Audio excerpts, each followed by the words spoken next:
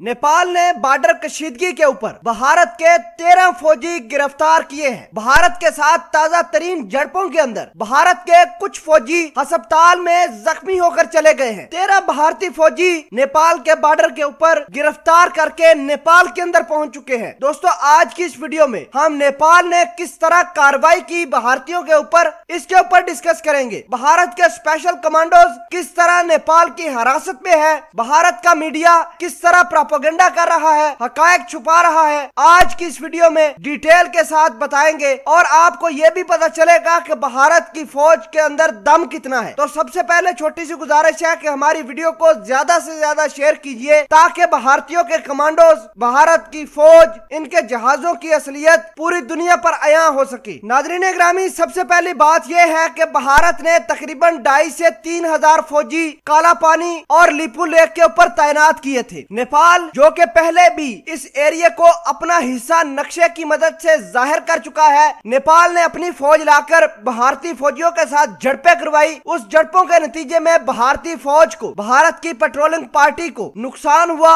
इनके कुछ फौजी जख्मी, जबकि 13 फौजी नेपाल की फौज के जेरे हिरासत चले गए। आपको बता दें कि ये भारत की सबसे पावरफुल बॉर्डर पेट्रोलिंग फोर्स थी जो नेपाल के कब्जे में गई है। अब आपको पता चल गया होगा कि भारत की कितनी तगड़ी फौज है। एक नेपाल जैसे छोटे मुल्क से मार खा के अब बैठ गई है। भारत आइंदा कुछ दिनों के अंदर अंदर नेपाल के बॉर्डर के साथ साथ मजीद 2 से 2.5 लाख फौजी तैनात करने की समरी वजीर दफा राजनाथ सिंह को सबमिट करवा चुका है। राजनाथ सिंह फैसला करेंगे कि आया 2-2.5 लाख फौजी नेपाल के लिए काफी है या फिर कुछ और स्ट्रैटेजी बनानी चाहिए। बहरहाल आपको ये बता दें कि नेपाल के ऊपर कब्जा करने के लिए भारत ने तरह तरह की गेमें खेलना भी शुरू की है। इस गेम के मेन प्लेयर इजराइल, भारत और अमेरिका है। नेपाल की फौज ने जो भारत के 13 फौजी गिरफ्तार किए हैं, इसका इल्जाम भारत ने चाइना के ऊपर लगाया है कि चाइनीज आर्मी ने नेपाल की मदद की थी। चाइनीज सैटेलाइट ने नेपाल के साथ बॉर्डर के ऊपर भारत की फौज की रेकी करवाकर भारत की फौज को भारी नुकसान पहुंचाने की कोशिश की, जिसके नतीजे में भारत के कुछ फौजी जख्मी जबकि 13 फौजी नेपाल के हिरासत में चले गए हैं। भारत की नेशनल डिफेंस कमान ने एक मरतबा फिर सर जोड़ लिए हैं, मीटिंग बुलाई है और नेपाल को किस तरह मारना है उसके बारे में बातचीत होगी, बड़े डिटेल के साथ होगी। लेकिन फिर वक्त के लिए नेपाल के वजीर आजम KP शर्मा ओली ने जो बात की थी कि अगर वक्त आया तो हम भारतीय फौज के साथ